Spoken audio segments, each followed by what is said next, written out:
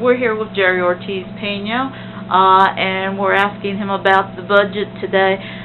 At what position are you with the budget, and do you see a resolution between both parties that will give this state a budget that they can live with? Yes, I don't know what the status of the House bill as it passed was. We heard the earlier drafts, and then while we were on the floor, they passed the final version. We'll see that tomorrow. But I'm told it contains less cutting than had been anticipated, and more tax revenues are in that package.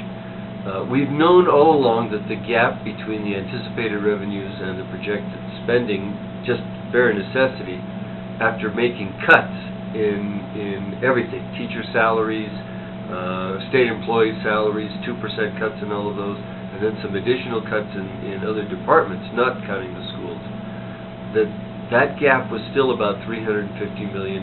So the gap could be filled by either additional cuts or raising tax revenues.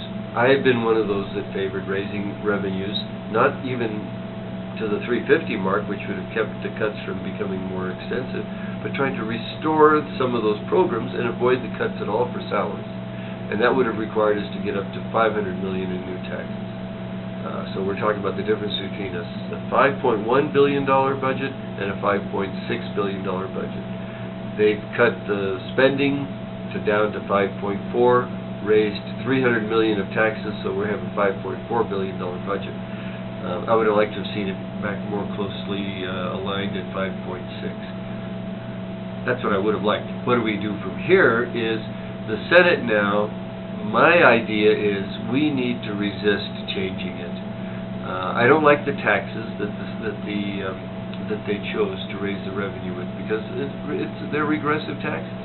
Gross receipts tax is a regressive tax. It hits the poor. They bear an unequal burden of that tax, the poor. And I would have much preferred to see income tax. The House listened to the governor, who said he would veto any income tax increase. I think that's the only fair tax that we could have increased to get the kind of money we needed.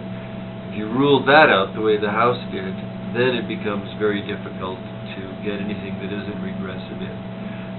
And so the battle is going to be not where I think it should be fought, that is over whether we do the fair taxes or the regressive taxes.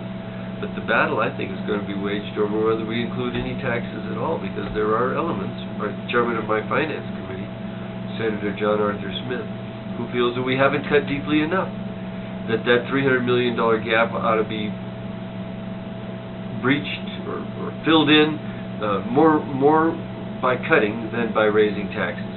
And if he goes for any taxes at all, his idea, I think, is more like $100 million in taxes and $200 million in cuts, over and above the $200 million that already came across in cuts. So that's going to be the battle as far as I'm concerned. Can we find a middle ground? I think so. I think we're helped immensely by Senator Michael Sanchez's proposal to find up to $500 million for budget shortfalls in the future from something called recession bonds. We would essentially use the permanent fund and the revenue coming into the permanent fund from the gross receipts tax. We would use that to issue bonds, 5-year bonds, purchased by the State Investment Council, so that the permanent fund would be investing in the state's revenues rather than in the federal government or some corporate revenues. It's a creative approach. They have to be paid back, so we're basically tying up $100 million a year of future revenue, and we should only do it, I think, as a safety net. And I think that's the way a majority of senators are looking at it.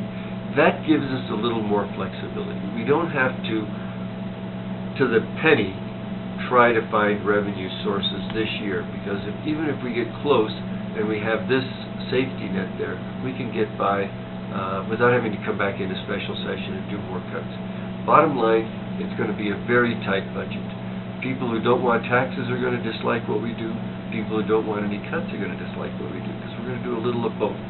But I think it's the only way I can see it to preserve the basic services. And when people say you need to cut government spending, what they're forgetting is we've cut $800 million out of the state's budget since 2 years ago, when it was $6.1 billion. We've already done significant cutting to the state budget and state programs and state salaries. We've reduced state payroll. There's not much left that isn't a vital organ right now. And so, yeah, if we find some pocket of fat somewhere, yeah, we'll remove that. But the bottom line is we've got to find new revenue. We're not overspending, we're underfunding.